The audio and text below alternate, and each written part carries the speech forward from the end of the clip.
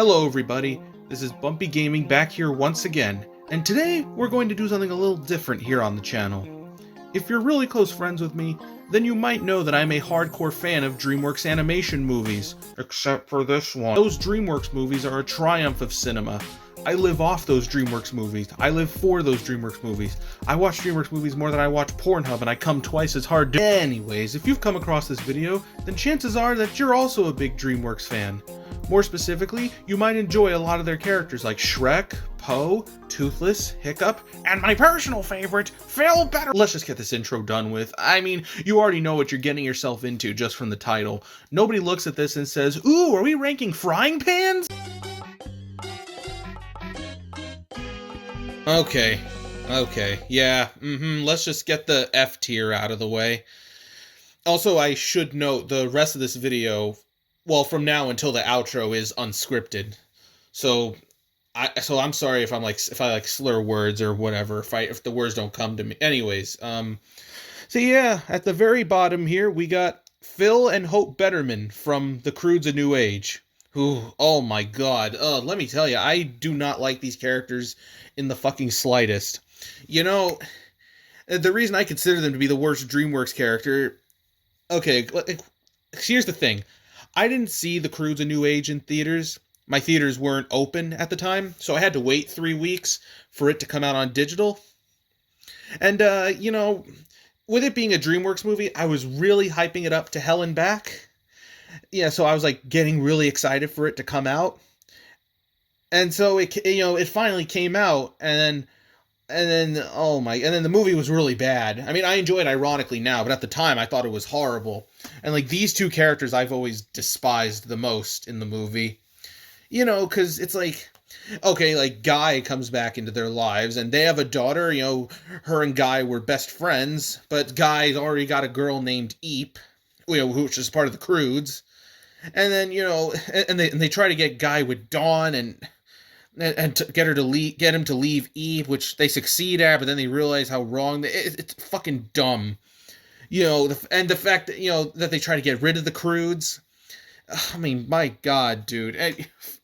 And I hate Phil more because well, actually I hate them both equally, but I hate Phil more because kind of became a running joke in between my Discord friends.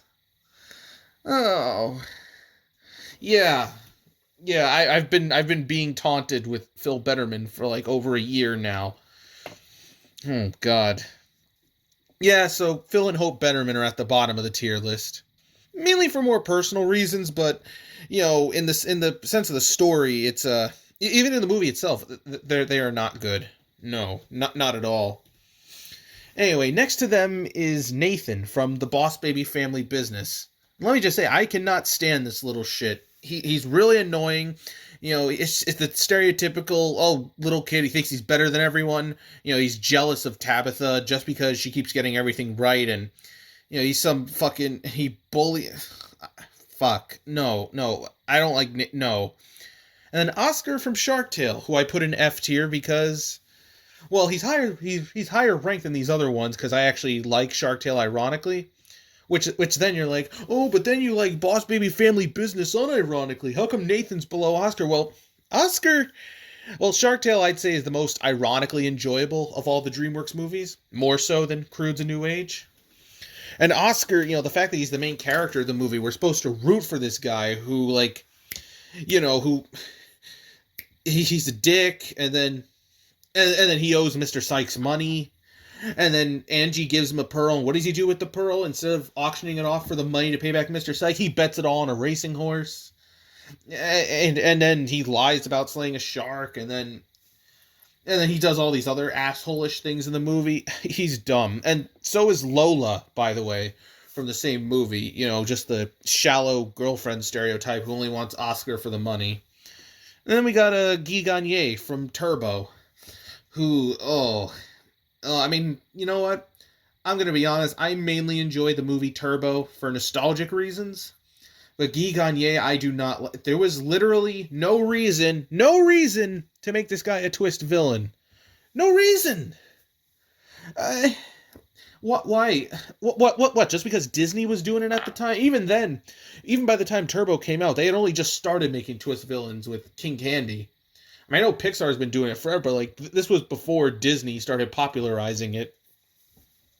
Yeah, there was like you could easily take out the whole thing about him being a villain, and it would not change a damn thing in the movie. And then we got O from Home. Home is really the only DreamWorks movie I dislike. And a lot of it stems from the main character. Oh, he's an annoying little shit. And Jim Parsons, good actor. I used to watch The Big Bang Theory in my early teen years. But he didn't even, it's when I look at, I don't, like when I hear his voice, I don't hear a character. I hear, well, I mean, Sheldon Cooper is technically a character, but I hear Sheldon Cooper and not O. So I don't even like to call him O. I like to call him Sheldon the DreamWorks alien. Cell Specs reference. Sheldon the DreamWorks alien. And oh my god. His original name was much worse, which is also his name in the book that Home is based off, The True Meaning of Smectic. Yeah, his original name was J-Lo, and I'm guessing they changed it because Jennifer Lopez actually signed on to be in the movie. Yeah, so. And then we got the hunter guy. No, not hunter. Wrestler? I don't know how the fuck you say it. Poacher? I'm just spitting out words here, but this guy, Henrix, I believe his name is, from Spirit Untamed.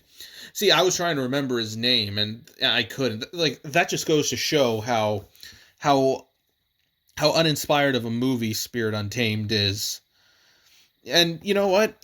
While we're on the subject of Spirit Untamed, like if you have the movie on Blu-ray, I would kind of recommend giving the audio commentary a listen. Provide some insight as to how the movie ended up being so aggressively mediocre. Or bad, depending on who you are. I thought it was okay when I first watched it in the theater, but then I rewatched it for this tier list video, and yeah, I don't really care for it anymore. Anyways, so that's gonna be all for F tier. Let's go into D.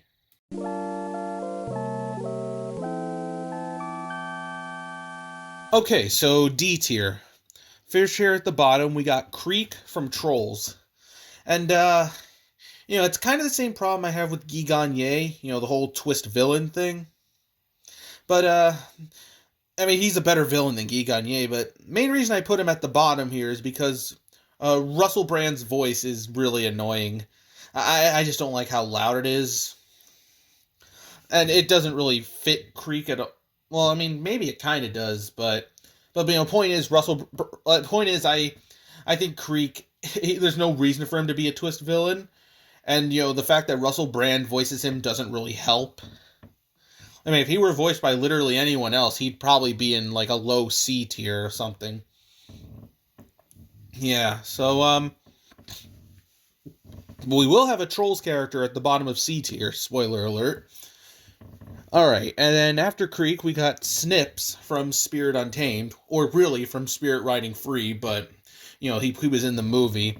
Yeah, same problem I have with Nathan, super annoying, but he doesn't really get as much screen time, so that's why he goes in D.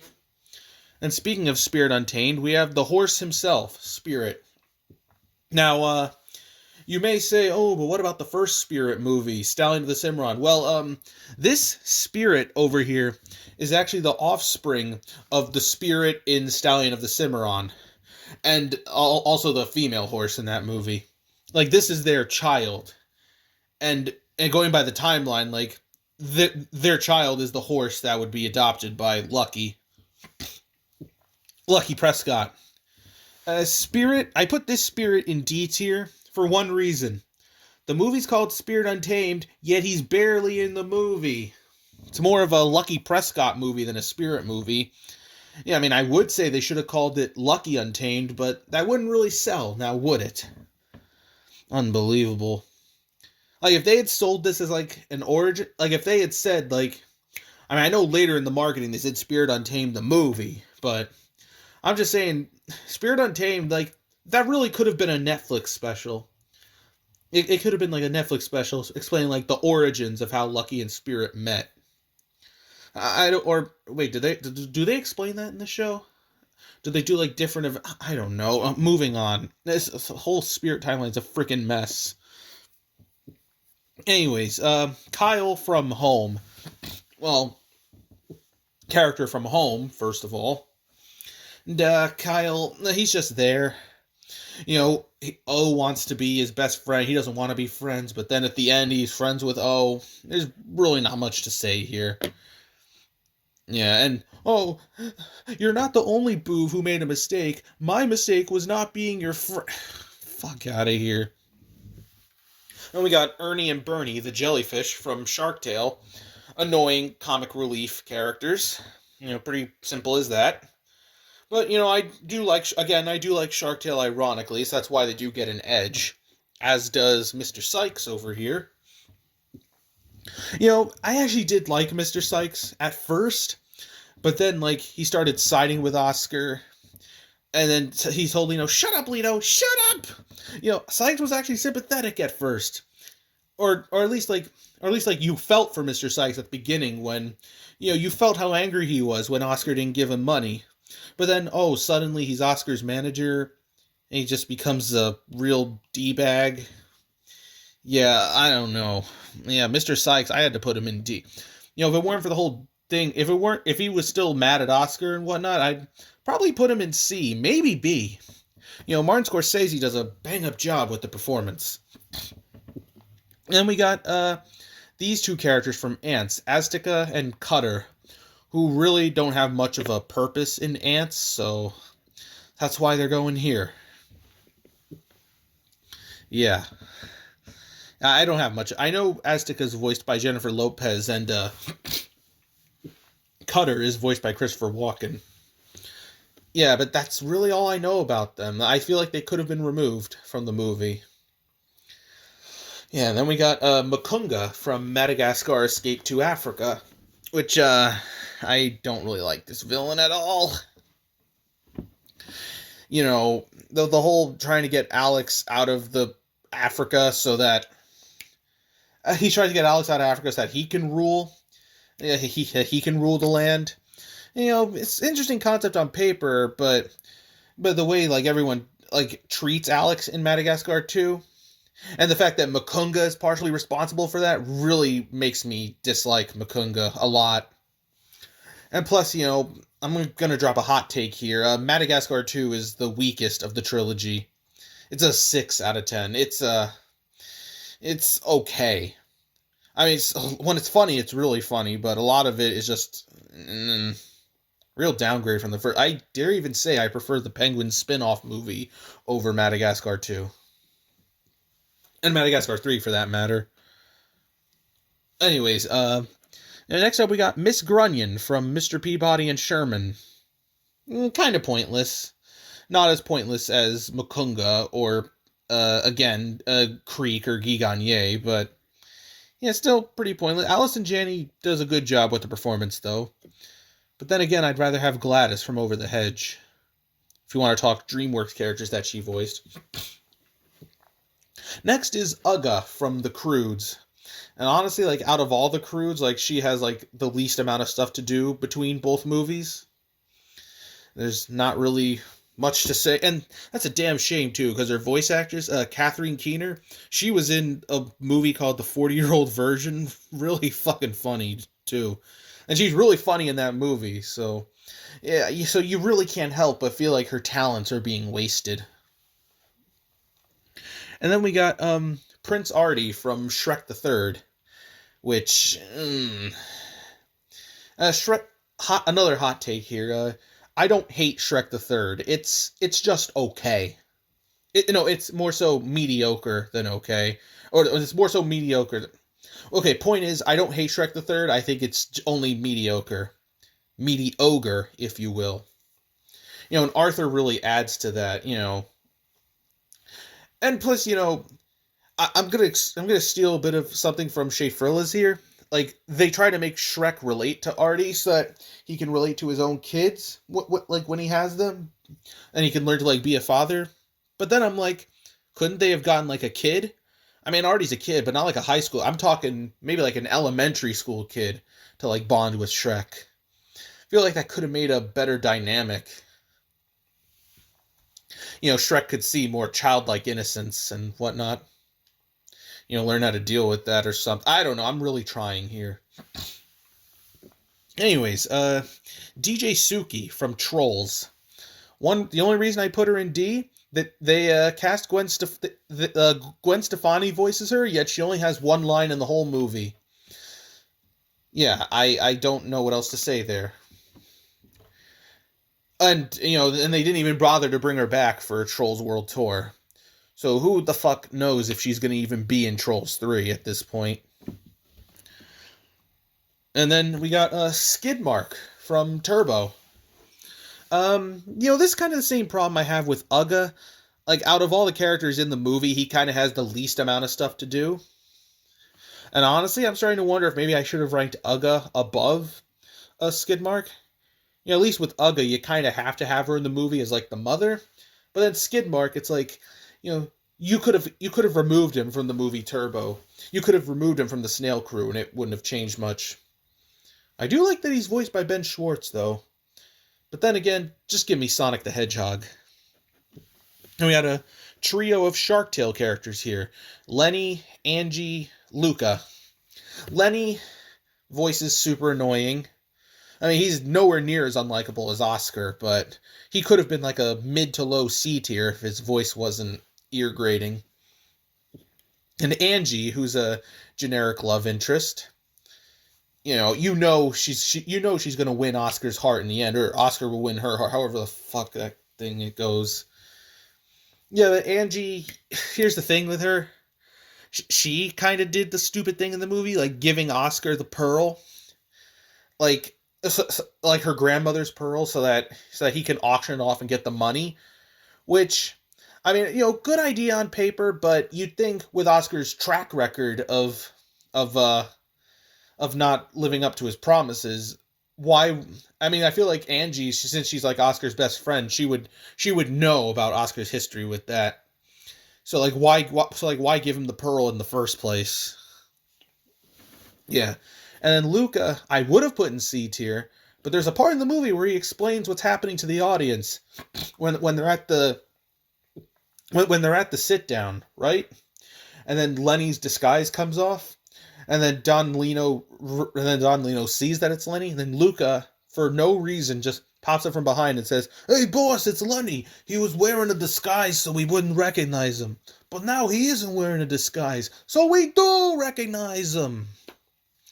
Yeah. Yeah, again, could have been in C tier, but no. No. And then we got Derek from Monsters vs. Aliens. Again, same problem I have with Creek and Guy Gagné, all those other twist villains. Or, I don't know if he's really a villain per se, but he kind of becomes a jerk. Like, he kind of becomes a jerk towards the end, towards Susan, for no reason. And that's another thing you could have cut from the movie. So, I'd say it's more so along the lines of my problem with Guy Gagné. Yeah. Yeah, so Derek, I put him in D. D for Derek. Then we got, what the fuck is her name? Sash from The Croods: A New Age. Yeah, I put her in D, mainly because she was all over the marketing materials, yet only had a couple scenes in the movie. And you know what? I give Belt some credit. Like, yeah, he was all over the marketing for the first Croods, but at least he actually had shit to do in the movie. Sash, and even Belt in Croods 2, like, Sash and Belt in Croods 2, like, they get jack shit. When you really think about it. Speaking of Croods 1, we got two characters from that. Grug and Thunk. Grug, I'm gonna be honest, he's in a high D tier because he's ranked the highest out of all the D tier characters because of the Grug moment meme, which I find hilarious. Yeah, but then it's just the bullshit overprotective father trope, and then by the sequel he doesn't learn anything, goes back to being a jerk. Like, there are ways to do the overprotective dad trope right, and the Croods does not do it right. If you want a good overprotective animated dad, Marlin from Finding Nemo is right there. Well, if you want to see an even worse overprotective dad, Dracula from Hotel Transylvania. And I'd say he's worth. I mean, I'm not. This isn't. I'm not going to turn this into a Sony Animation ranking character, or character ranking. But Dracula, he started to get better at first, but then just plummeted in the fourth movie. Yeah, so Grug. So if they do make Croods 3 and 4, I'm really hoping the same thing doesn't happen to Grug. And DreamWorks, I am not encouraging you to make Croods 3 and 4. And you probably will at some point, or at least you'll make Croods 3, but eh. And then I forgot to mention Thunk over here. Yeah, he does have some funny lines here and there, but see, here's my main problem with the Croods family. They're a bunch of tropes. Grug is overprotective dad. Ugga's the mother figure. Thunk is just the son who's like brown-nosing his dad, listening to everything he says. At least in the first movie. In the second one, he just kind of exists. As if they had to put him in there because he was in the first. Yeah, that's it's going to be a wrap on D tier. Let's move on to C.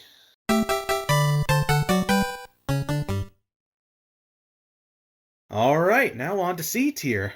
First at the very bottom here is Biggie from Trolls. And, this is a bit of the same problem I have with Creek.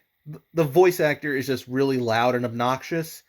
And I will say, I do find James Corden to be more obnoxious than Russell Brand. But the thing is, at least Biggie gets stuff to do in the movie. And, Biggie is, if you can get past the fact that James Corden voices him, he's tolerable. But then again, it's James Corden. I don't know. Yeah, Biggie, maybe I'll rank him higher by the time Trolls 3 comes out. Or lower, who knows? Yeah, but for now, Biggie's going to be at the bottom in C. Then next we got Lucky, Prue, and Abigail from Spirit Untamed. They're fine, honestly. Again, I do wish, since the movie's called Spirit Untamed, it was more about Spirit than them, but they're okay. They're alright. I feel like fans of the Spirit Writing Free show will get more enjoyment out of them. And that's all I'm really going to say. Got a bunch of Boss Baby characters here. We got a Creepy Baby from Family Business, who, she exists. Kind of funny, actually. Although one character I do wish was on this tier list was the one kid who's like, I like glue. Yeah, I'd probably be ranking him above all these. Yeah, Creepy Baby. I mean, you have her and you have the Glue Baby. I don't know. More than one comic relief baby is... Yeah. Creepy Baby's funny, though. Don't look at me. I like ponies. Yeah, terrible impressions.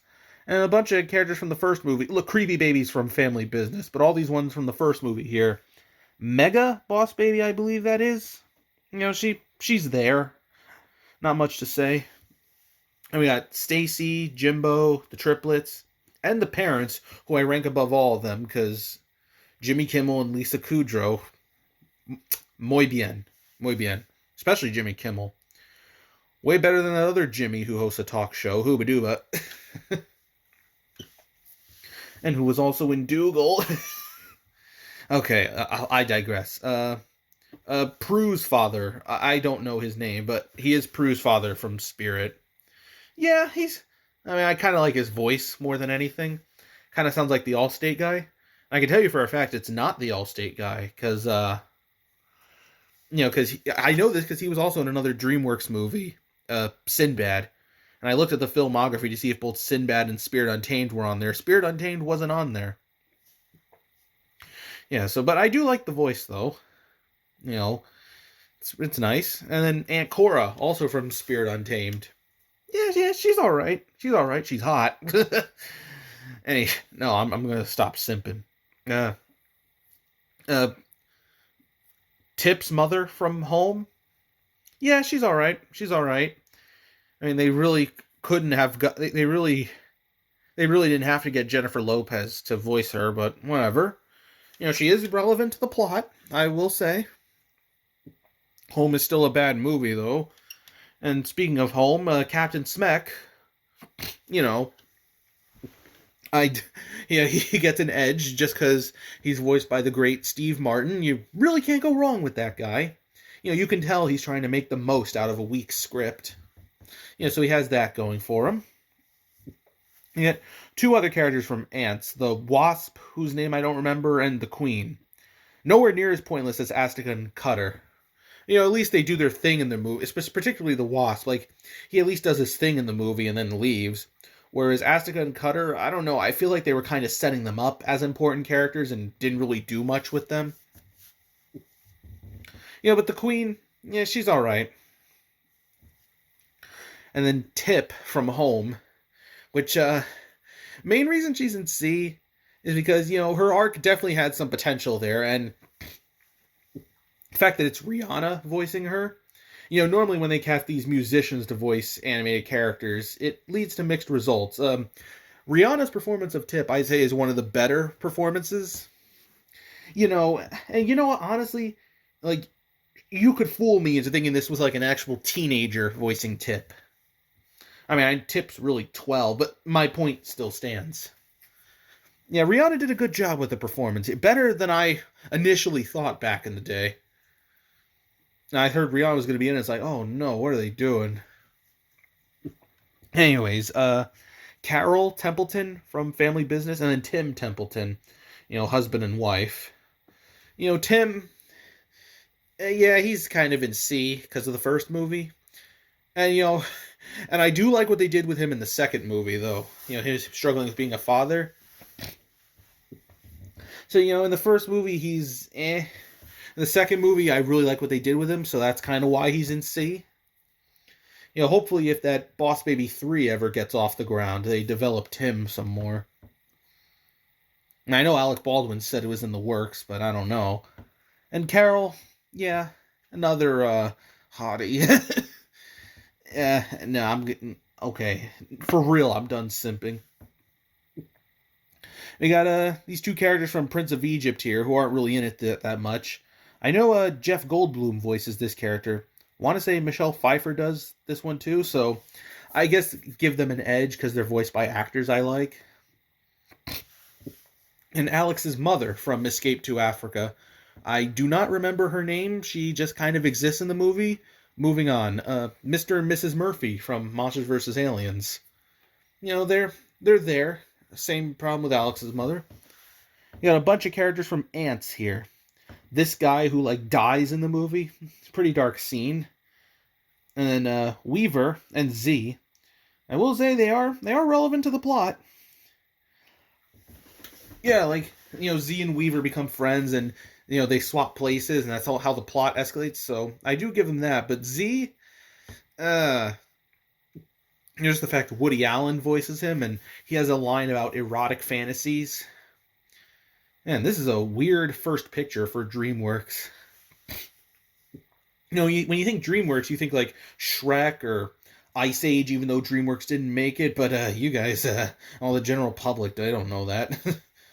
Yeah, you don't really think of anything grotesque like Ants. I mean, it's not really grotesque. You know what I mean. I'm losing my words here. King Peppy from Trolls. He's voiced by Jeffrey Tambor, and also Mr. Murphy is voiced by the now disgraced Jeffrey Tambor. Yeah, but King Peppy is voiced by Walt Dorn in the sequel. I kind of don't like how Walt Dorn performs him. I understand why they had to replace Jeffrey Tambor, but I think they could have gotten a much better sound-alike. They really could have. Or maybe if they just hired Walt Dorn to voice him in the first place, I wouldn't be as opposed to this. Oh no. And we got also from Trolls, Satin and Chenille. They're there. They have a bigger role than DJ Suki though, which is why I rank them higher. So that's cool. We got Baby Sandy from The Croods. The same other problems I have with The Croods. They're a bunch of tropes, but Sandy gets an edge just because, baby. I'm kind of a sucker for baby characters. Oh, but then why are the Boss Baby characters ranked lower? Mind your fucking business and watch the video. And Katie Couric from Shark Tale, just for the whole novelty. Katie Couric as a fish. No, did I say Katie Couric? Katie Current, this fish is named. Katie Couric is a fish. It's a little novel. And we got a Crazy Joe from Shark Tale. You know, not as annoying as Ernie and Bernie. And Crazy Joe at least does have some funny lines here. Want to see my puppets? Hello. That's cool. And Frankie from Shark Tale, who also dies in his movie, he had some funny lines. Be a shark for once in your life. Kind of wish he didn't die in the movie, if I'm being honest. He's one of the better characters in it. Sinbad from Sinbad Legend of the Seven Seas. I have mixed feelings on this character. He's a real douche at the beginning, and I feel like he doesn't really learn much as the movie goes on. He only really learns because, the goddess framed him for stealing something. So he has to go on this journey. Yeah, Sinbad is like the weakest. I'm pretty sure I'm not alone on this, but Sinbad is like the weakest of DreamWorks' hand-drawn movies. So, yeah. And this character from Sinbad, I can't tell you his name, but I like him a little better. I'm guessing I ranked him higher because he's nowhere near as douchey as Sinbad. I mean, yeah, he exists. And then the slugs from Flushed Away, which I think Flushed Away is the better movie, so... Then I have another character from Sinbad who I rank higher. Yeah, I just like having these old people characters, if that makes sense. Like these old, what's the phrase? Like these old authority figures, I guess you could call them. A sucker for those kind of characters. And this character from Chicken Run, who I can't tell you their name, and that's why they're in C tier. They're the most forgettable out of the whole Chicken Run cast. And no, I will not be putting Chicken Run 2 characters on here, because that's not a DreamWorks production. Nor will I be ranking any of the Chicken Run characters lower if I end up hating them in Chicken Run 2. Again, not a DreamWorks production. Anyways, Princess Bala from Ants. She's not as... now that I think about it, I might rank her below King Peppy with all the other Ants characters. Ants is just in a really aggressively okay movie. But I feel like Bala isn't as unlikable as like Z. Definitely not as unlikable as Z, I'll say that much. Yeah, it's whatever. And this character from Kung Fu Panda 3, I can't tell you their name. Yeah, she just exists. And Legsley from Trolls World Tour, who's kind of a replacement for DJ Suki in the first movie. But hey, at least Legsley gets more than one line, so... And who knows, if they bring her back for Trolls 3, maybe she'll be ranked higher. As of now, she sits in C. Zuba from Madagascar Escape to Africa. Yeah, he's in C because he kind of falls in with the other problems I have with the Madagascar 2 characters. And they all treat Alex like crap. I mean, he eventually comes to terms, but like it doesn't really feel earned, if that makes sense. Yeah, so, and Zuba, he gets a slight edge, because it was one of the final performances of the late Bernie Mac. Yeah, so then we got some of the North Wind from Penguins of Madagascar, Corporal, Short Fuse, and Eva. They don't really do much.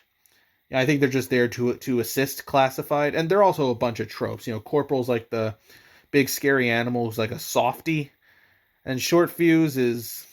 Well, Short Fuse. And then Eva's just there to be a love interest for Kowalski. We'll say, I do like Ken Jeong's performance of Short Fuse. And we got some Turbo characters here. Got, in order here, Burn, White Shadow, Smooth Move, who are all just comic reliefs. Tito and Angelo, who I like. Tito and Angelo are kind of interchangeable. I think Luis Guzman does a better job performing Angelo than Michael Pena does performing Tito. But again, they're kind of interchangeable. And then you have Turbo and Chet, who I both like a lot. Well, I shouldn't say a lot, because, Turbo, I do agree it's kind of bad in parts, particularly the first act, which I always skip because of how bad it is. But, yeah, I like Turbo. It's enjoyable, again, because I was obsessed with it during my early teen years. Yeah. Yeah, so, and then Whiplash, I like him a lot out of the snails in Turbo. Plus Samuel L. Jackson. You can't go wrong with that dude. You just can't go wrong with that motherfucker. See what I did there? Yeah. Anyways, you got Francis and his brother, who I forget his name, both from Boss Baby. They're fine. They're fine. I know some people really hate these villains, but I think they're okay. Plus, hot take, I actually do like the first Boss Baby, unironically. So there is that. Yeah, they're fine. They're fine. You'll notice a lot of these, I'm saying the word fine a lot because it's what they are. The Fine Brothers, if you will. Boss Baby 3, Francis copyrights the word react, coming to theaters in 2025. Anyways, a bunch of Shrek Forever After characters here. I think John Hamm voices this one. His name I forgot. And Jane Lynch is this one. And then Cookie, voiced by Craig Robinson. They're good. I mainly ranked them higher because Shrek Forever After is the better movie out of all of these. So, well, except maybe Prince of Egypt, but still, my point stands. I really do like Shrek Forever After. It doesn't get nearly as much love as it deserves. Then we got Eep from the Croods, who kind of ties into the other problems I have with the Croods. She is kind of the rebellious daughter who wants to see the world, but her father won't let her. And then the father learns to let go. Like, Eep, particularly in Croods 1, I see some potential with her. Like, she could have been a really great character. And, she is better than the rest of her family, but that's not really saying much. You kind of know where it's going to go from there. She could have been made way more compelling. And we got Dawn Betterman, who, I ranked her higher than Eep for some reason. I don't know why. I feel like I should rank her below. I don't know if maybe Eep and Dawn are, like, interchangeable. God, I really did not think this tier list video all the way through. But yeah, Dawn Betterman. She's fine. Better than her parents, I'll say that much. Dawn is the better woman. Better man, but... Jack and Jill from Puss in Boots. They're okay. They're okay. Puss in Boots is just kind of an okay movie. It's a good movie, but it just kind of exists. It really gets more forgettable the more I think about it. I'm really hoping that doesn't happen with Last Wish. Hoping that has some interesting characters in it. And we get Sid from Flushed Away, who really isn't in the movie that much, but he does get the plot going, and plus I really do like Flushed Away, so it's very underrated. Definitely check it out if you haven't. Blind watch it, or stream it, or whatever you prefer to do. Rent it. Pirate it. Anyways, and then we got Eris from Sinbad. Yeah, she is I do like her design. She definitely had potential to be an interesting villain. It's I feel like her motivations weren't really that clear. Like, I kind of wanted to hear, like, a reason for why she wanted to frame Sinbad. And I feel like the movie didn't really do a good job at explaining that. Yeah, so that's why Eris is in C tier, but a high C tier, because they could have done so much more with her. And then we got Merlin from Shrek the Third. Again, he's in high C, because on the one hand, Shrek the Third is mediocre, but on the other hand, it's Eric Idle. I swear, like, that man can do no wrong. And then we got Guy and Belt from the Croods, who are my favorite characters in the Croods. And they're not even part of the main family. Yeah, Guy... I kind of wish... I'm gonna be honest. I kind of wish the Croods movie wasn't really Croods, per se. I kind of wish it was more about Guy. Like, what if they just made a caveman movie, where Guy was the main star? Like, you didn't have... Like, you get rid of Grug, get rid of Eep, get rid of all these other stupid-ass Croods. Just make a movie about Guy and Belt. Yeah, honestly, DreamWorks should do that one day. I mean, they've done spin-offs before. Puss in Boots, Penguins, Magic. Make a movie about Guy. I would watch that. I really would. Like, his adventures between the beginning of Croods 2 and the entirety of Croods 1. Before he meets the Croods. Yeah, I would pay good money to see that shit. And then at at the top of C tier is Don Lino from Shark Tale. I mean, come on, let's be honest. It's Don Lino. It's Robert De Niro. You know, he's like the best character. I mean, unless I have somebody ranked higher than this, he is like the best character in Shark Tale. One of the few good characters, I might add. Yeah, but I think because of the fact he's in Shark Tale, which that's kind of why he's in C tier. But he does kind of teeter on being a low B. Yeah, so that's kind of my reasoning for putting Don Lino in C. I'm sorry if I'm not really saying a lot. This is again, this is unscripted, so I'm just going off memory for my thoughts. To think I rewatched all the DreamWorks movies before making this video just so I wouldn't have to use my memory. And now this is where it leads me. Anyways, that's going to be C tier. Let's go to B.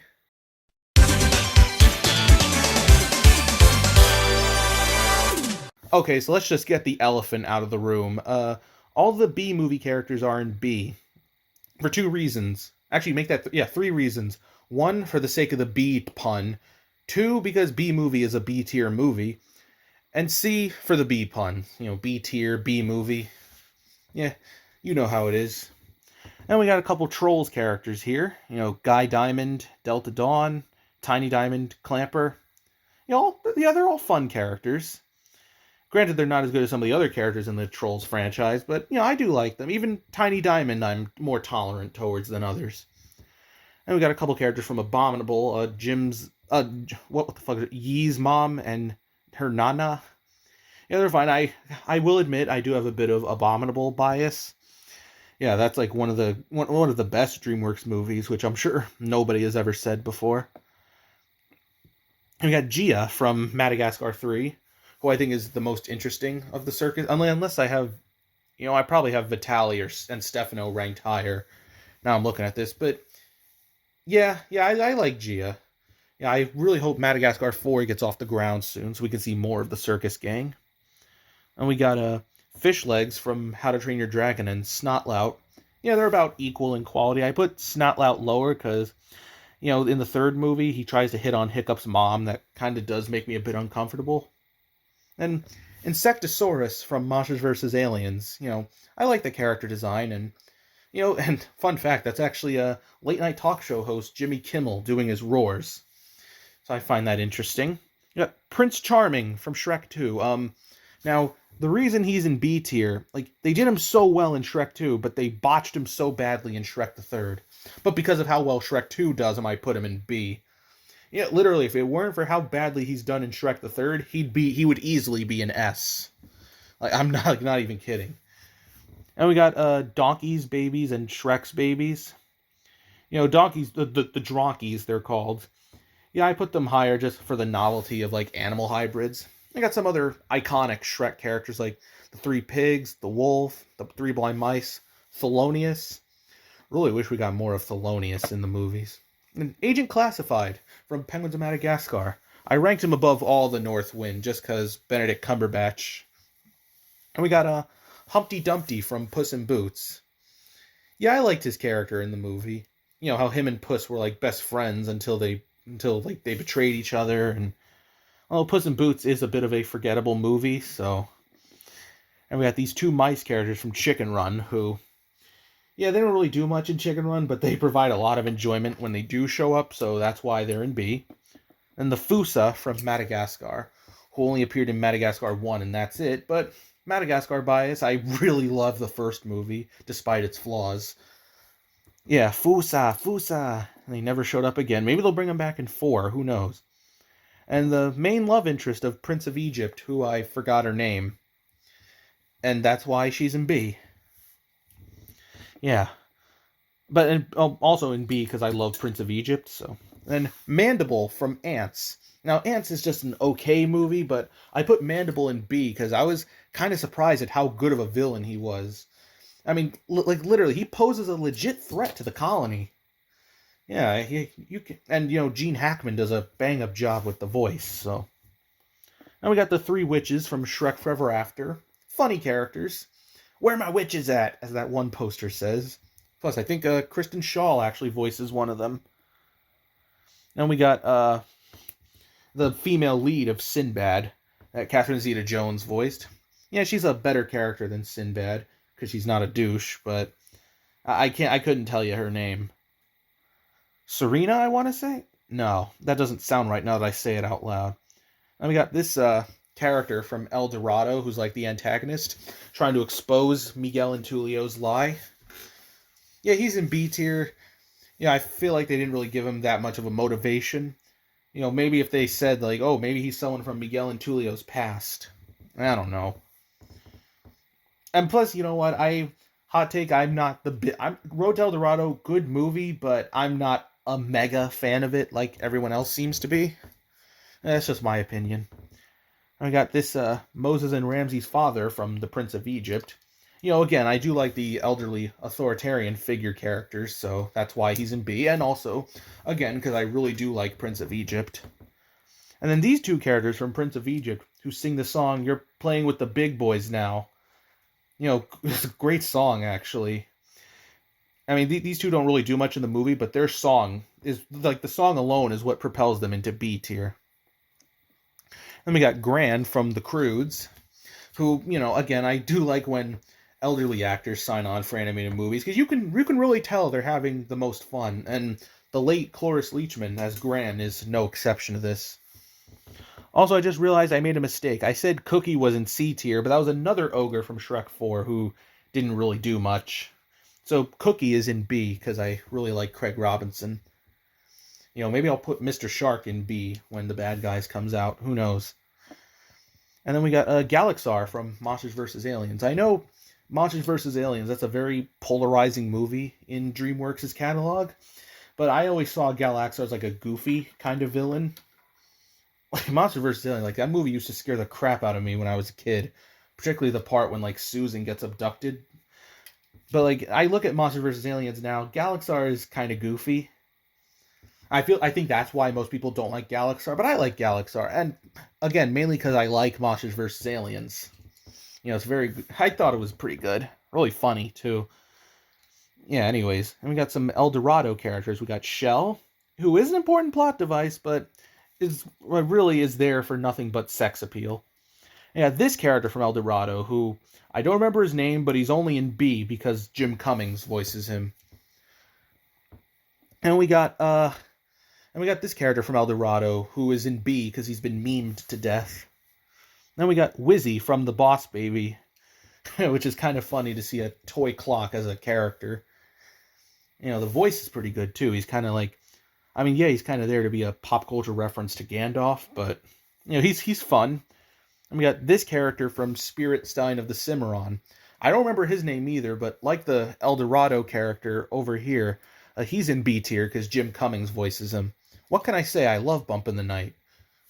Anyways, and we got the cat from Over the Hedge, who only had like one scene in the movie, but he's pretty fun. I really like his accent too. Stella! And we got Kale from Sinbad Legend of the Seven Seas. He's in. You'll notice a lot of these are in B because of who's voicing them.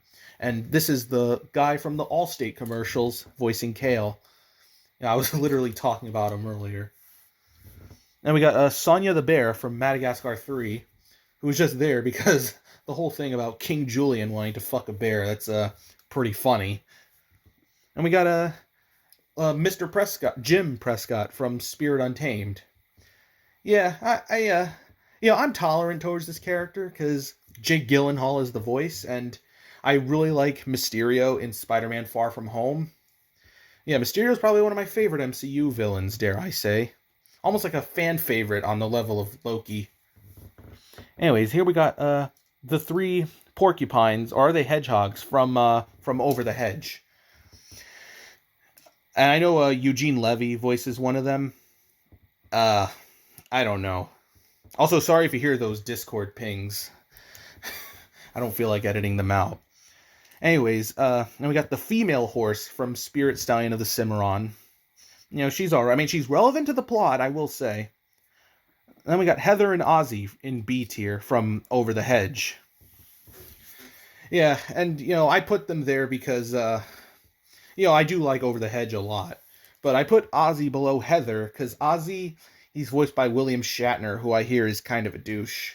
And Heather Avril Lavigne voicing her. I have my reservations about that, but she's fine. And honestly, you know, if this movie came out now, I guarantee you Zendaya would have voiced Heather. And we got a bunch of Trolls characters here, who I all put in B for their character designs, or their voice actors. Like, for King Thrash here, I put him here because Ozzy Osbourne.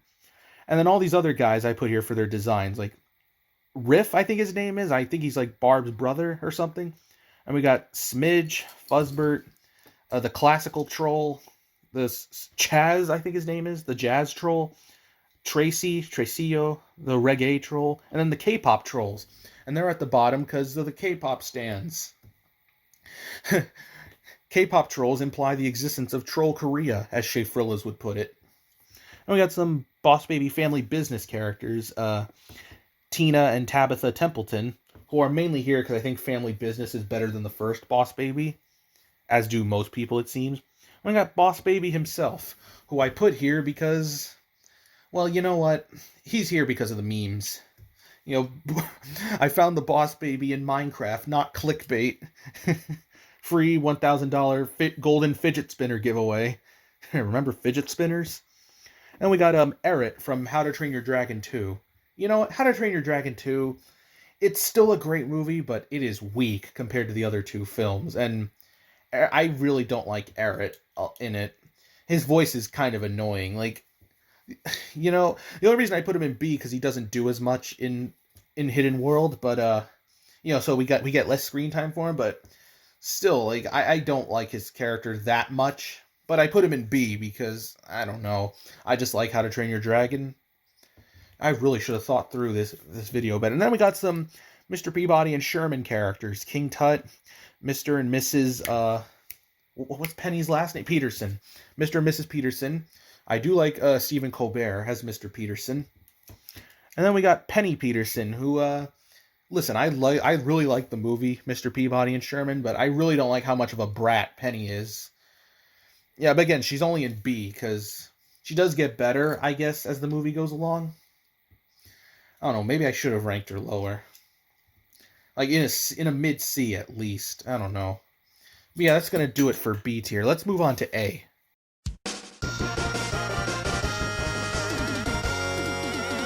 Alright, moving on into A tier over here. We got Sinbad's dog over here, which... Sinbad's just okay. I'm a bit of a sucker for dogs, which is also why Victor Quartermain's dog from Wallace and Gromit, The Curse of the Were-Rabbit is here. And then this character, who I think is Moses' father-in-law from Prince of Egypt.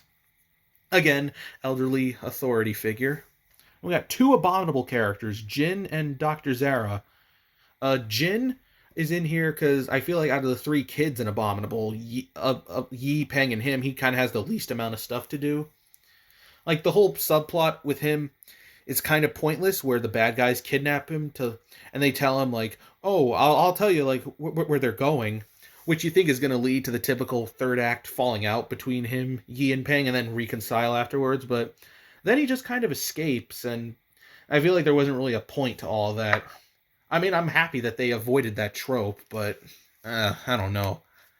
Abominable's still a great movie, though, and Dr. Zara kind of falls into the same traps as, like, Guy Gagné or Creek, where they didn't really have to make her a twist villain. But again, my love for Abominable is what's keeping her below A tier. Or what should I say, like, what's keeping her from being lower than A tier. Yeah, so, then we got Ugly Stepsister from Shrek, which this character is actually really funny. No, Dolores, I think her real name is, but, and, you know, just the novelty of, like, a cross-dressing princess, and, you know, Larry King is the late Larry King is the voice. And even in Far, Far Away Idol, you got to hear him sing Girls Just Want to Have Fun. So if you ever had that oddly specific request, you know, watch Far, Far Away Idol, or watch the movie Sing if you have a request. Like, that request kind of radiates the same energy as, like, hearing Matthew McConaughey sing Call Me Crazy, which Sing did, so. Then we got Spirit, the Spirit from Stallion of the Cimarron, not the bullshit Spirit from Untamed. You know, Spirit's a great movie. I'd argue it's tied with Prince of Egypt as, like, the two best hand-drawn DreamWorks movies. Actually, no, Prince of Egypt is better. But and then we got Little Creek, I think his name is, from Spirit. Way better than the other DreamWorks character named Creek. Also, holy shit, I just realized A tier has Spirit and Creek, D tier has Spirit and Creek. Hooba dooba. Now we got some El Dorado characters, Miguel and Tulio and Altivo the horse. Yeah, I like Altivo the horse. Assuming I don't have anyone ranked higher, he's probably my favorite character in El Dorado. Just for his body language and stuff. And then Miguel and Tulio, yeah, even though I'm not the biggest fan of El Dorado, I do like this duo. I wouldn't mind seeing them go on more adventures. One day I'd love to see a TV show of El Dorado. I mean, hey, if Spirit can get a show, why can't El Dorado? Yeah, I'd maybe get Kenneth Branagh and the other guy, who I forget his name, to reprise the roles. No, Kevin Kline, I think, was him. Then we got two Chicken Run characters. Babs, I think this one is, and Mac. Yeah, these are some of the more recognizable characters from Chicken Run. I know I kind of went off about how it had some forgettable characters, but these two I really liked, mainly for their designs. Aardman kind of excels at character designs. Next up, we got Proteus from Sinbad. Him I like. For how big of a jerk Sinbad is in the movie, you have to admire the fact that he's still willing to help him out since they've been friends for so long. Honestly, I feel like the movie should have been about Proteus and not Sinbad. But that's just me. And we got Titan from Megamind. I really do like the movie Megamind, but the whole thing about him being an incel does make me uncomfortable.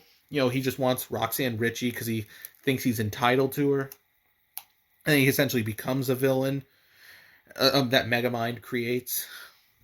Yeah, so Titan's still a decent character, though. He's got some funny lines. There is no Easter Bunny, there is no Tooth Fairy, there is no Nintendo Direct, and all you Nintendo losers need to wake up. There probably is going to be a Nintendo Direct next month, but I don't know. I don't want to start going down that rabbit hole. Moving on, Kitty Softpaws from Puss in Boots. Yeah, I liked this character. You know what? Yeah, I do like a lot of Puss in Boots, but a lot of it's also forgettable at the same time. But the characters are still fun. Kitty Softpaws is no exception to this. Hopefully, they bring her back for The Last Wish and Humpty Dumpty. Maybe flesh them out some more. It's been like 11 years since the first movie. And then next up, we got Li Shan from Kung Fu Panda 3. Yeah, he's fine. I kind of don't like how they do the whole liar reveal thing in Kung Fu Panda 3. And, that's kind of a reason why Kung Fu Panda 3 is the weakest of the trilogy for me.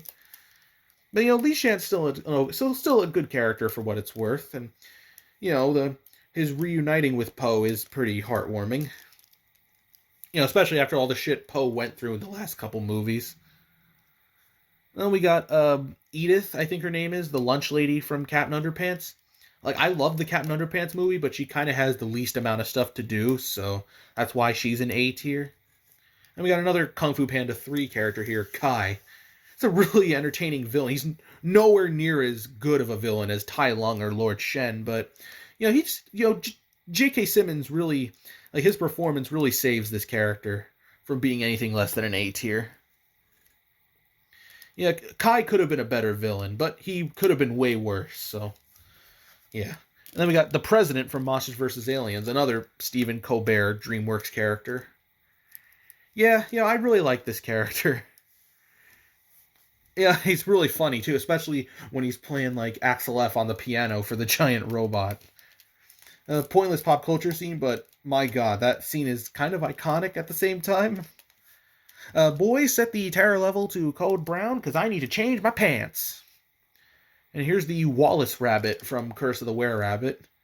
Just the novelty of a Wallace Rabbit's kind of amusing. And then we got a couple Shrek characters here. We got Pinocchio and Gingy, franchise mainstays, and that's why they're ranked above both Monsieur Hood and the Pied Piper. Both side characters in Shrek who do one thing. Pied Piper, he's pretty cool. He doesn't really speak, but his music does the talking for him. The whole Shake Your Groove thing bit. And then Monsieur Hood, I mean, come on. I ranked him above Pied Piper. He's too iconic. Like that first Shrek movie and the second one for that matter. Like those are both timeless masterpieces. And we got Sherman from Mr. Peabody and Sherman. And he kind of acts like a jerk in some parts of the movie, but you know what? He's fine. He's fine. I do like Mr. Peabody better though. And we got Gladys from Over the Hedge. Way more entertaining than the other DreamWorks character that was voiced by Allison Janney, who was also in the movie Sherman was in. Moving on. And we got the dragon from Shrek. Iconic character. Used to scare the crap out of me as a child, but she does get some decent growth in the movies. She starts a family with Donkey. That's relationship goals. But again, she doesn't really do much. So, especially in 3 and 4, she doesn't really do. And 2, she's only there for the after credits scene. Good scene and all. But yeah, I put Dragon in A because those Shrek movies are a triumph of cinema. Got a couple Madagascar guys here. Vitali and Stefano from the third one, Mort and Maurice, who have been there from the beginning. Honestly, Mort and Maurice are kind of interchangeable. King Julian is an S, though, since no one can really top him. But Maurice and Mort, I kind of had a hard time deciding who was the better of the two characters. Vitali is here because of the new characters in 3, he goes through the most development. He left the circus because his wife left him, and now he has to rejoin and whatnot. And Stefano is mainly an A for a couple reasons. One, because Martin Short really nails that Italian accent. And second, because his friendship with Marty is kind of wholesome. Yeah, I'm not going to lie there. And then next we got Sandman from Rise of the Guardians, which, I really do like Rise of the Guardians. It's a great movie. The fake-out death with Sandman was a little pointless, though, but, he's still a good character. Now we got King Harold and Queen Gillian from Shrek 2. King Harold especially I really like because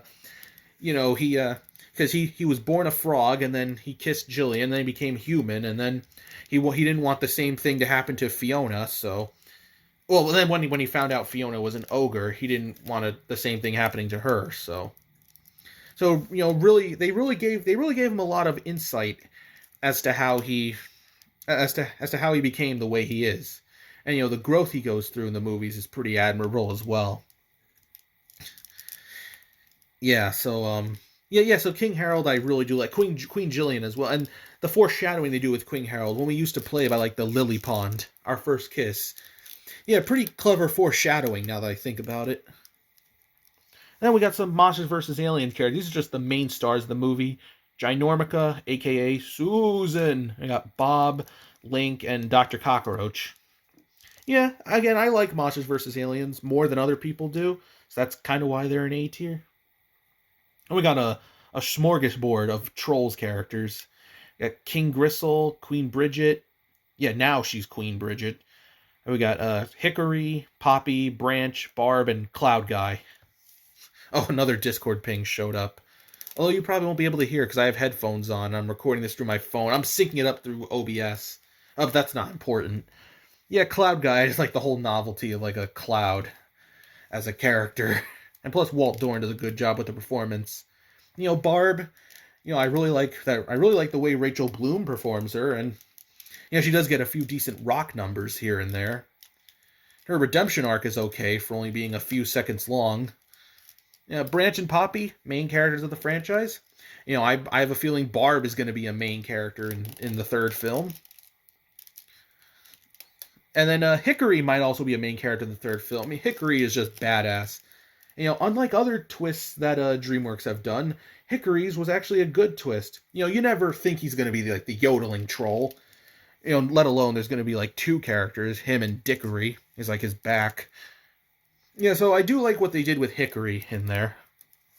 And Bridget and Gristle, especially Bridget, I like the growth they go through in the first film, even if the ending was kind of rushed. Yeah, and then we got some flushed away characters here. Rita, Roddy, and Spike and Whitey.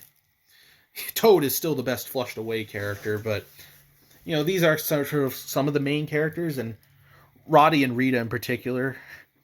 I do like their relationship as the film progresses.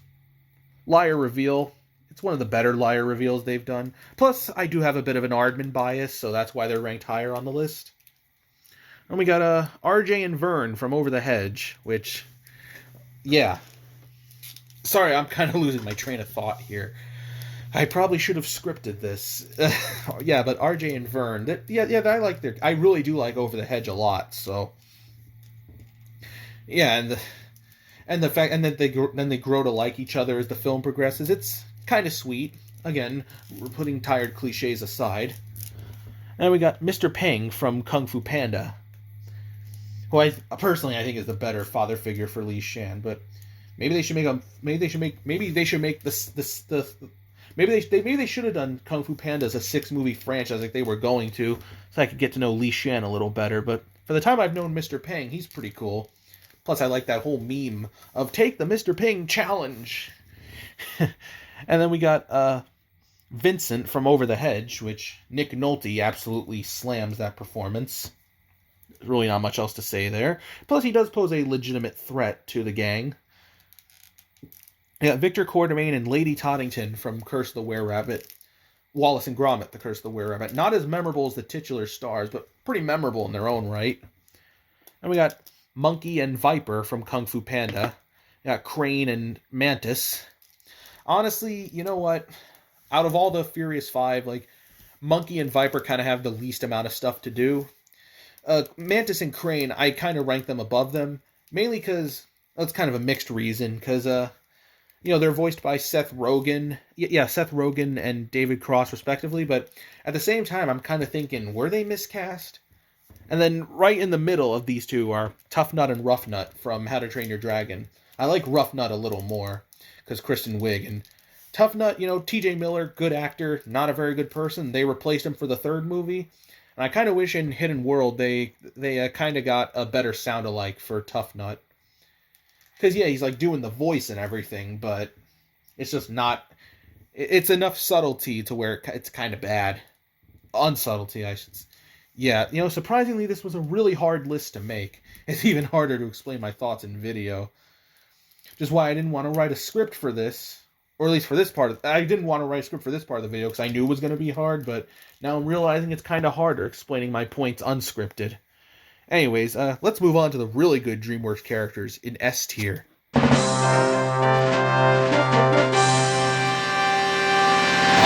we finally made it to S tier of the DreamWorks character tier list. First, we got at the bottom, the Do the Roar kid from Shrek Forever After, who's mainly there for the memes. Do the roar! Do the roar! Do it! I love you, Daddy! Yes, that's fun. And we got Rocky from Chicken Run. Chicken Run's still a great movie. I kind of put him at a low S because of Mel Gibson voicing him. And, even putting aside the shit he did, I kind of can't stand him as an actor. He's great as Rocky, but everything else he's in, I kind of don't like. I am curious to see how Zachary Levi voices him in the sequel. Hey, at least it's not Chris Pratt. And we got the priest from Wallace and Gromit, The Curse of the Were-Rabbit. Elderly authority figure, again. And also because, you know what, I like Aardman's character designs, and Aardman in general, to be honest, so... And we got 2 characters from Trolls World Tour, King Trollex and Pennywhistle. These 2 I mainly like for their character design, especially Pennywhistle. She's kind of animated like a Rankin Bass thing. And then King Trollex, I may or may not enjoy because he kind of became a running joke in my friend group. And then we got some Madagascar characters here. We got Dave from the Penguin spinoff. John Malkovich does a bang-up job. And then we got the old lady, because, let's be honest, the whole idea of an old lady beating up a lion is hilarious. We got Phil and Mason from...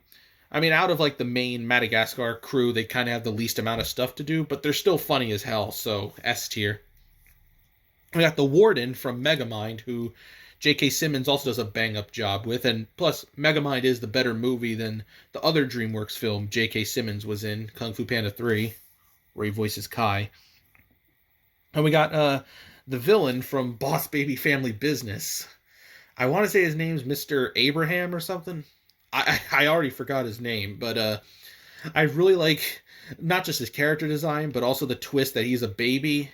Like that twist was actually done really well. And also I really like Jeff Goldblum's deadpan performance of him. Jeff Goldblum is one of the few actors that can make a deadpan performance work. You know what I'm saying? And here's a here's a family of characters that I enjoy for their designs. They're all from Trolls. Cooper was in the first movie. Prince D, King Quincy, and Queen Essence were all in were all in World Tour. And I gotta tell you, like, when they first announced like the cast for Trolls and I saw Cooper's character design, I instantly fell in love with it. Like, plus, it's really hard to hate Cooper when you got that going for him. Now he's got a whole family. Like, I mean, that's freaking awesome, man. And Cooper, uh, like, geez, and Ron Funches does a good job, and so do Anderson Paak. Uh, Sorry, I have to think for a second. George Clinton and Mary J. Blige, like, they all do good work. I especially like George Clinton as King Quincy. Then we got a Gobber from How to Train Your Dragon. He I'd like to think he's the comic relief. He's the true comic relief of that franchise, as opposed to any of the other Dragon Riders. Plus, Craig Ferguson, Scottish accent, can't go wrong with that. We got Moses and Ramses from Prince of Egypt. They're great characters. It's just DreamWorks has made characters that are way more memorable than them. And so we get this character from Chicken Run who's like a general. Again, elderly authority figure. So that's why I'm going to be saying that a lot. We get Mr. Tweety from Chicken Run. Not as memorable as Mrs. Tweety, but we'll get to her. And we got Hammy and Stella from Over the Hedge, who, I'm going to be honest, I really like better than RJ and Vern. Like, they're not as relevant to the plot as they are, but they get way funnier moments. And, especially with Stella, Wanda Sykes, like, really knows how to play that shit up. And we got General W.R. Monger from Monsters vs. Aliens. Probably my favorite of all the Monsters vs. Aliens characters. Yeah, I really like how Kiefer Sutherland does the voice. Yeah, you'll notice I'm ranking a lot of these characters by their voices. Then we got Moto Moto from Madagascar 2, who I mainly like for the memes. And here are another two that are interchangeable. Leonardo da Vinci and the Greek god from Peabody and Sherman. And Patrick Warburton does the voice. I forget which one this is. Leonidas? No, that's the movie 300. I don't know. I don't remember his name. I probably should have ranked Leonardo da Vinci above him. And we got some abominable characters. We got Pang, Yi, Everest, and Dr. Burnish. And, Abominable's still a great movie. That's why I put most of its characters in S. Abominable doesn't really have a lot of characters, though, but, I'm one of the few who thinks it's one of the best movies DreamWorks has ever made. So, they do have that going for them. And, Peng, he's like a little kid. That's kind of why I didn't put him in A with Jin. I want to be a little nice. Everest, Yi, their bond is really strong. And Dr. Burnish, unlike other villains in animated movies, his redemption does feel earned. Where, he starts the movie wanting to hunt down Everest, but now he wants to bring him back to his family. There's something kind of wholesome about that, I won't lie. And we got Chef from Trolls, who is my favorite Trolls character in the entire franchise. Well, actually, she only appeared in one movie. My favorite in the entire franchise is probably Cooper, but Chef I really like in the first Trolls, and she goes through a lot of shit in that fucking movie. Where all the Bergens banish her because they couldn't eat trolls, when it's not really her fault that the trolls escaped. It's kind of understandable why she would want to take down both trolls and Bergens. And, can we get a hashtag Chef did nothing wrong in the comments? Okay, and then we got the Verminator from Over the Hedge. This guy is fucking funny. Best character in Over the Hedge, easily. And, it also helps. Thomas Hayden Church does great with the performance. And sometimes a performance can really make or break a character. Yeah. Yeah, Verminator. Let's party! Oh my god. Like, I could watch this. I kind of want to see his own solo movie, if I'm being honest. Get on that, DreamWorks, please. Then we get a Capitaine Chantal Dubois from Madagascar 3, who's another pretty entertaining villain. Probably the most entertaining part of Madagascar 3 for me. Yeah, because just I mean, she kind of replaces the old lady, and that's another thing I want to mention about the old lady. I like her in Madagascar 1 because it was a quick little gag, but in Madagascar 2, I kind of dislike that they made her like a running character. So a part of me, as much as I love the old lady, I kind of like that they more or less replaced her with Chantal Dubois in 3. Thought that was an interesting touch. Then we got a bunch of Rise of the Guardians characters: Jack Frost, Pitch, North, Santa Claus, Bunnymund, Easter Bunny, Tooth Fairy, whatever, and then Jamie, I think the boy's name is. These characters are all great, so. Except Rise of the Guardians isn't as good of a movie as some of these other ones here, so. But yeah, for what it's worth, these characters are awesome, and Jack Frost, kind of started a Tumblr following. Anyways, Mr. Peabody is here. I do like the old Mr. Peabody and Sherman cartoons, so that's kind of why I put him in S. I mean, he's awesome. And fun fact, before Ty Burrell signed on, they were going to get Robert Downey Jr. to voice him, which is funny because Robert Downey Jr. was also going to voice Megamind here. And I put all the Megamind characters in S, like him, Roxanne Ritchie, Metro Man, and Minion. All good characters, and Megamind severely underrated, as is Mr. Peabody and Sherman, and Rise of the Guardians for that matter. Of those 3, Peabody is the weakest, but still great, so. And we got Stoic from How to Train Your Dragon, which, yeah, I'm going to be honest here. Stoic, in the first movie, he's kind of like an overprotective dad trope, but, you really feel his death in the second movie, and the third film kind of provides more insight as to how he became an overprotective dad. So that's kind of why I have him in a mid-S. Yeah, there's really not much to say about Stoic. His death scene still gets me to this day, though, in the second movie. Like, seriously, he just reunited with his wife, and now he's got to say goodbye to everyone. And we got a bunch of all the other Captain Underpants characters. Underpants, George, Harold, Poopy Pants, and Melvin. All great. Captain Underpants, another underrated film from DreamWorks. Severely underrated, I might add. And we got the 2 best characters from Chicken Run, who also happen to be the main protagonist and antagonist, Ginger and the Mrs. Tweety. Mrs. Tweety, does pose a legit threat to the chickens. And, Ginger, Ginger's just a great character overall, so. And, and that's another thing I like about the movie Chicken Run. Kind of has that environmental message, but it's not like it's talking down to the audience or anything. It's, you could just view it as a movie about chickens wanting to escape humans because humans eat chickens. But again, it's not like they don't shove down your throat how bad, humans bad for wanting to eat chicken. No, it just tells its story, it does what it needs to do, and leaves it at that. Yeah, Chicken Run is awesome. And we got Melman and Gloria from Madagascar, who don't really get as much to do compared to Alex and Marty, but I still like them quite a bit whenever they're on screen, so. And again, I'm really hoping Madagascar 4 gets off the ground sometime soon. I mean, hey, if Puss in Boots 2 can be revived after how long, who's to say Madagascar 4 can't? We got 2 characters who were only in the first, or at least Lord Farquaad was only in the first Shrek. Magic Mirror, I know, was in some of the sequels. Plus, Magic Mirror is kind of an S for the whole novelty. Plus, Shrek is kind of a creative movie in general. The fact that magic mirrors are like televisions in that universe. Yeah, I give very strong points for creativity, I'm not going to lie. And Lord Farquaad, well, he's just a great villain, let's be honest. Yeah, so. I mean, he doesn't really appear in any of the sequels, but I can overlook that. He was just a one-and-done villain anyway. Oh god, imagine if he was in, like, Shrek the Third. They probably could have botched him. Like they did Prince Charming. And we got the Toad and the Frog from Flushed Away. Best Flushed Away characters. Especially with the Toad. Sir Ian McKellen does a bang-up job. Sorry if I'm repeating the words bang up job a lot, but it's true. Johnny Depp does pretty good as the Frog as well.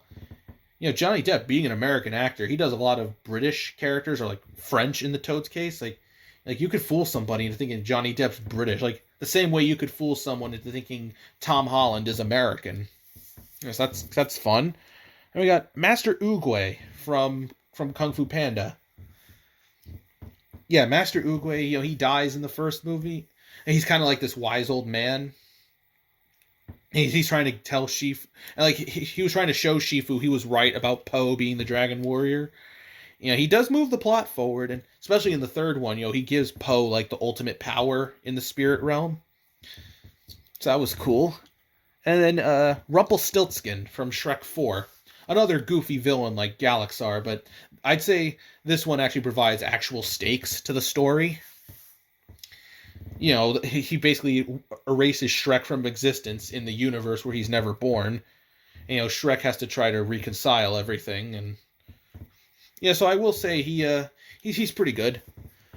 Then we got 2 How to Train Your Dragon villains: a Drago Bloodfist from the second movie, Grimmel from the third. I don't know how much of a hot take this is, but I find Grimmel to be the better villain. Plus, a lot of the reason why Drago is below Grimmel, very menacing villain. Thing is, How to Train Your Dragon 2 is kind of a weak movie, and the rest of these are villains. Like, out of all these movies, Drago's kind of the weakest villain in the weakest movie, How to Train Your Dragon 2. Yes, then like Grimmel. Yeah, because I enjoy How to Train Your Dragon 3 more than 2, so I think Grimmel does more for me than Drago.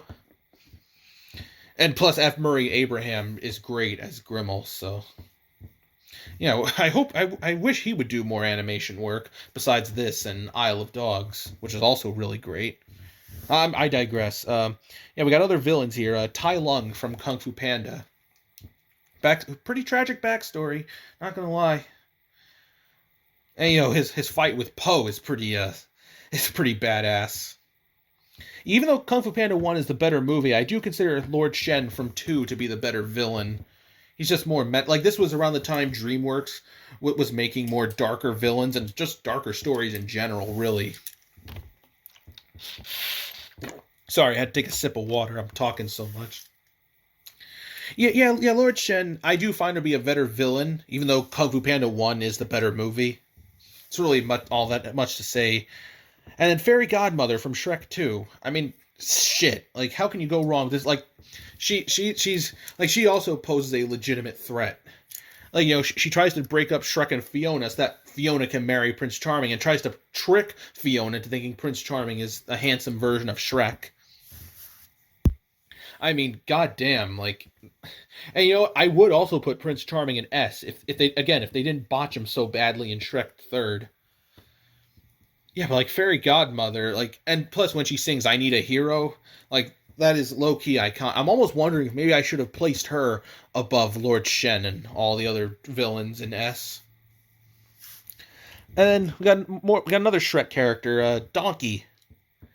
Yeah, I really like Donkey, especially in Shrek 1 and 2, and that's kind of why he's an S, but he's not with, like, Shrek and Fiona here, and I like him in Shrek 4 as well, a little bit, not as much as in Shrek 1 and 2, but, like, I think because they botch him in Shrek the Third, but he's still consistently great in the other movies, that he's an S. Yeah, in Shrek the Third, and even in a bit of Shrek 4, he's kind of annoying, but Shrek 1 and 2, he's awesome. Okay, and then next up we got 3 Madagascar characters here, King Julian, Alex, and Marty. I mean, let's face it, King Julian's in S tier because of his song, "I like to move it, I like to move it, ya like to..." I'll let you finish that. Yeah, so King Julian, he's really funny on top of that as well. He gets some legitimately funny moments in, like, the movies and the specials. Hell, even the TV show Penguins of Madagascar. I haven't seen the King Julian show that's on Netflix. Yeah, but King Julian, he's great, and he's great no matter who voices him, whether it's Sacha Baron Cohen in the movies or Danny Jacobs on the TV shows. I'm kind of thinking, maybe if you can't get Sacha Baron Cohen for Madagascar 4, get Danny Jacobs to voice Julian. Kind of like how they replaced Adam Sandler with Brian Hull in Hotel Transylvania 4. Yeah, so King Julian's nice, and then Alex and Marty, I'm gonna be honest, like they're both pretty interchangeable. You know, particularly like in the first movie where it starts out with Marty being the main character, but then Alex kind of becomes the main character, and then Alex remains the main character for like 2 and 3. Yeah, so they had a good thing going for Marty there. I feel. I mean, I still love the first Madagascar, but that's like one of the flaws I have with it. I give it 5 stars, yet I have flaws with it. Yeah, Alex and Marty, and plus, like their friendship is just amazing. Which is why, like in the second movie, their falling out doesn't really work. Because what? Just because Alex can't tell Marty apart from the other zebras, and then how do they reconcile with some stupid throwaway line from the first movie? White with black stripes, black with white stripes. Damn. And they really didn't have to do that. So yeah, so Alex and Marty are going in S. I've really grown to like a lot of the Madagascar characters, so especially over the course of 3 movies, give them time to develop and shit. Like Melman and Gloria, like their relationship is pretty nice. Anyways, Shrek, Fiona, and Puss. Yeah, Puss in Boots, I'd say, is like one of my favorite parts of the Shrek sequels. Especially the third one, where he is one of the few saving graces of that. Well, minus that small little bit where him and Donkey switch bodies. Yeah, that was kind of dumb. Yeah, there wasn't really a purpose for that. Like that could have been an episode of a Shrek TV show. Eh. Yeah, Shrek and Fiona, which that's probably the best DreamWorks relationship, honestly. And, over 4 movies, and you see it all. Like you see like Shrek as like a loner, then he meets Fiona, and then eventually like they meet the parents who try to get rid of Shrek, and then that doesn't happen. And then like Shrek has a family, kids, and then he goes through like a midlife crisis. Like when you think about it, like when you think about it, these 4 movies give us a pretty good insight on Shrek's life. The third to a slightly lesser extent, but still. And even Fiona, like being locked in the tower for years, only to be rescued by someone who's an ogre like she is. And then she decides she wants to be an ogre, and that Shrek will love her no matter what she looks like. Like that is pure, man. And that ties into why Shrek 1 and 2 are my 2 favorite movies from DreamWorks as a whole. I mean those movies are just so timeless. So timeless. The cult following might be a bit much, but I love the Shrek movies. Well, Shrek 3rd is mediocre, but you know what I mean. Anyways, the best Madagascar characters. The penguins. Skipper, Kowalski, Rico, and Private. They're funny as hell. I mean, what can I really say? Just smile and wave, boys. Smile and wave.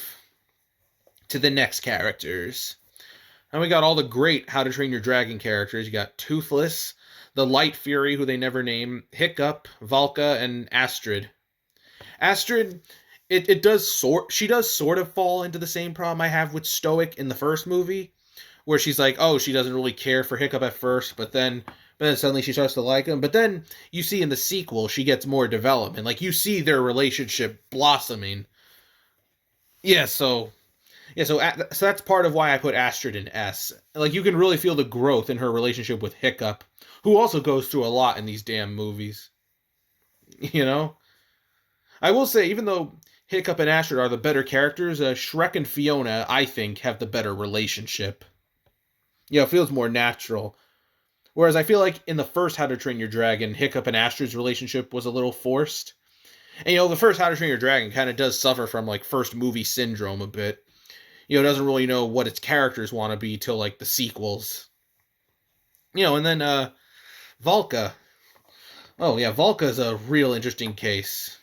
I like her more than Stoic. We get more screen time with her, and like I said before with Stoic, like you do get some insight as to how like she affected Stoic's life and being overprotective and whatnot. Her being kidnapped by the dragons and another thing with Valka, I remember DreamWorks, back when Fox was doing marketing for the second movie, DreamWorks told Fox to not put Valka in any of the trailers, but they did anyway. And then DreamWorks employees, like on Twitter, had to say like, "Oh, don't watch the trailer if you don't want spoilers." And then Toothless and the Light Fury. Yeah. Yeah. I mean, what else is there to say here? I mean, Toothless, he's adorable. So is the Light Fury. I don't I don't know if the Light Fury even has a canon name, so I'm just calling it Light Fury, even though it should have a name like Toothless over here. And Hiccup and Toothless's bond is like awesome. Like, and another thing, I've heard a lot of people say this. Toothless kind of looks like Stitch from Disney's Lilo and Stitch, which does make sense because they both share a director in Chris Sanders, very talented man. Oh, excuse me, I had to burp. Yeah, Toothless. Yeah, yeah. Honestly, you know what? I should have thought this tier list better. Maybe put the Light Fury below the other How to Train Your Dragon characters, or below some other S tier characters. We only get one movie to see her in. I mean, she's still a great character, and oh my god, like their babies are adorable. And same with Hiccup and Astrid's babies, or children, I should say. Yeah, because we got the Homecoming special, which they were in, and maybe someday if DreamWorks decides to make a How to Train Your Dragon 4, it will be centered around them. Yeah, that's all I gotta say about them. Now we got Wallace and Gromit, which these two are really. I mean, come on, like they're like one of the most iconic duos in animation. Next to Bugs and Daffy. I mean, that might be a bit of a stretch, but Wallace and Gromit, these two characters, like they define stop motion animation. I'd argue stop motion wouldn't be where it is today without Aardman or Rankin Bass. I don't know. I'm like really trying here. Yeah, Wallace and Gromit, and plus that's another one where like their friendship is just so pure and wholesome. Especially Wallace. He's like a old man. It's like an old man and his dog, but it's like, Wallace, he comes out with all these wacky ass inventions. And, Gromit, he just tags along for the ride. Like that is one intelligent fucking dog, Gromit. And, Gromit, I especially have a kick for characters who let their facial features do all the talking for them. So Gromit, and then I guess Toothless, for that matter, would be another example of that. And we get to and then Tigress and Shifu from Kung Fu Panda, who I feel are like the most developed in the DreamWorks pantheon. And Kung Fu Panda is such a amazing movie. Like, honestly, if Shrek 1 and 2 weren't so timeless, my favorite DreamWorks movie would be Kung Fu Panda. Yeah, like Shrek 1 and 2 are at the top of my list, but Kung Fu Panda is like a very, very close third. At least the first one is. Yeah, Tigress, Shifu, yeah. And then Poe. Poe is my favorite DreamWorks character of all time. Like, seriously. I could sit here all day thinking about why Poe is the best character, but I'm going to try to narrow it down to a few points. First of all, Jack Black absolutely nails the performance. Secondly, he's relatable. He's sort of like a fanboy. How you fanboy over certain, like how I fanboy over DreamWorks. Like Poe is like a big fanboy of Kung Fu, and then eventually he gets the chance to do Kung Fu, but he realizes he's not very good at it, and then or at least not like the traditional ways of Kung Fu. So then Shifu, and that ties into another reason I love Shifu so much. Like Shifu sees that Poe loves to eat, so Shifu, he decides to teach Poe Kung Fu using food. And then what do you know? Eventually, after a bunch of food-related training, Poe is excellent at Kung Fu. And he was able to take down 3 whole-ass villains. He got to the goddamn spirit realm, too. Like, my god, this panda is fearless. Yeah, and he got all that from launching himself into the Jade Palace with fireworks. Yeah, and then Master Oogway saw a lot of potential in this kid, and Kung Fu Panda, brilliant film. Like, dear God. Oh, and Tigress is, like, out of all the Furious 5, like, she gets the most development. Like her and Poe, like, I don't know if they flat out say they don't really flat out imply a romantic relationship, but I've seen a lot of shippings of Poe and Tigress, and, I do agree with them. Yeah, so, yeah, that's all I have to say for these DreamWorks characters. A lot of great characters, a lot of not so great characters, and I'm sure there'll be more to come in both categories, so, yeah. And that just about does it for the DreamWorks character tier list. Or at least for right now it does. I'll be making update videos every time they release a new movie. As of the day I'm recording this, their next film will be The Bad Guys, which opens on April 22nd. Following that will be a Puss in Boots sequel entitled The Last Wish on September 23rd. Then, on April 7th of next year, they have a yet-to-be-determined film. Word on the street indicates it's this movie called Meet the Gilmans, and it's supposedly being directed by Paul Tibbitt of SpongeBob fame. The final movie on their slate as of right now is a third Trolls picture on November 17th, 2023, which I'm sure is going to include a fuck ton of new characters for me to rank. Also, special shout out to ThomasBlueWolf for making this tier list. I will leave links down in the description not only for you to follow this cool dude, but also so that you can make a tier list of your very own. So until next time, this is Bumpy Gaming going back under the bed, and remember, there are fates worse than death, such as being the character designer for Betterman, and if you are that very person, then I suggest you start running.